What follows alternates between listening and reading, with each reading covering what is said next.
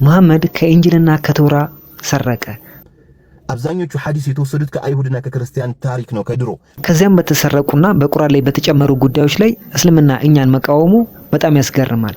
ይወሂቡ ይወዳሉ ማለት ሙዋፈቀተ አህሊ ኪታብ የመጽሐፍ ባልተቤቶችን መከተል ማለት ነው፣ ወይንም መግጠም ማለት ነው። አላህ በዚህ ህግ ላይ እንደዚህ ኩም ብሎ ወህይ ካላወጣላቸው ቁርአን ካላወረደላቸው ያንን እነሱ ያሉበት ነገር ላይ ይከተላሉ ማለት ነው። ሙስሊሞች አላህ አላህ ትላላችሁ፣ ነገር ግን አንድም ቦታ አላህ እኔ አንድ ሸክስ ነኝ እኔ አንድ አካል ነኝ ያለበት የቁርአን ክፍል ፈጽሞ አናገኝም።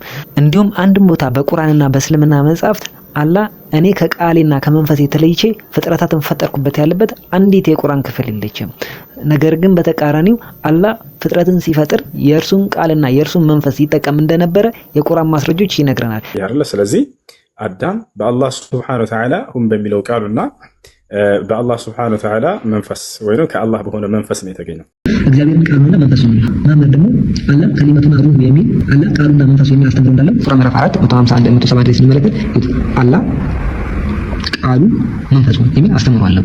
እዚህ ጋር ሳሂህ ሙስሊም ሐዲስ 28 ላይ አላህ ተመልከቱ ወከሊመቱ ወሩሁ አላህ ቃሉና መንፈሱ የሚል እናገኛለን ማለት አላህ ቃሉና መንፈሱ የሚል አስተምሮ ስላለው ማለት ነው። በዚህ በሳሂህ ቡኻሪ ላይ እንደምትመለከቱት ሐዲስ 3435 ላይ ምን ይላል?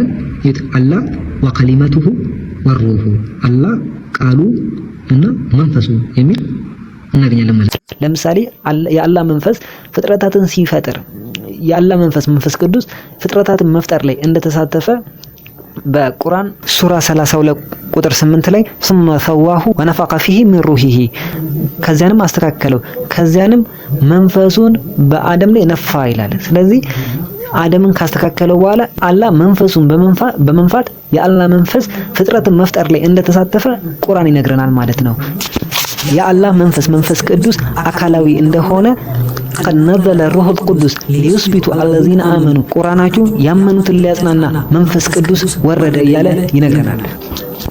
ቁርአን ያመኑትን ሊያረጋጋ መንፈስ ቅዱስን አወረደ ይላል። ይህም የአላህ መንፈስ አካላዊ እንደሆነ ያመኑትን ለማረጋጋት የሚችል አካላዊ እንደሆነ መውረድ የሚችል አካላዊ እንደሆነ የሚያሳየን ነው ማለት ነው። እንዲሁም የአላህ ቃል ፈጣሪ እንደሆነ የጌታችን የአላህ ቃል ፈጣሪ ነው እንጂ ተፈጣሪ አይደለም። በብዙ ቦታ አላህ ፍጥረታትን መፍጠር ሲፈልግ ሁን የሚል ቃልን እንደሚናገር እንዲሁም በዛ ቃል ምክንያት ፍጥረታት እንደሚፈጠሩ ብዙ ቦታ ተጠቅሶ እናገኛለን። እንዲሁም የአላህ ቃል የሚጠብቃችሁ ጠባቂያችሁ እንደሆነ ሁሉ ጊዜ በየቀኑ የአላህ ቃል የሚጠብቃችሁ ጠባቂያችሁ እንደሆነ ሁሉ ጊዜ ስትጸልዩ አውዙ ቢከሊማቲላሂ አታማ ሚን ሸሪ ማቀለቅ ከተፈጠረው መጥፎ ነገር በአላህ ቃል እጠበቃለሁ ብላችሁ በየቀኑ ጸልዩ ተብላችሁ ታዛችኋል፣ በሳሂህ ቡኻሪ ላይ እንደሰፈረው ማለት ነው። ስለዚህ ሙስሊም ወገኖቻችን ኢሳ ደግሞ የአላህ ቃል ተብሎ ተጠቅሷል። ስለዚህ የአላህ ቃል ፈጣሪያችሁ ጠባቂያችሁ ነው። ኢሳ ደግሞ የአላህ ቃል ተብሎ በቁርአን ላይ ስለተጠቀሰ የአላህ መንፈስና የአላህ ቃል ኢሳ ፈጣሪ እንደሆኑ ነገር ግን ከአንዱ አላህ ስለወጡ አንድ ፈጣሪ እንጂ የሚባለው ሶስት ፈጣሪ እንደማይባል በእስልምና እንመለከታለን ማለት ነው። ይቆየን።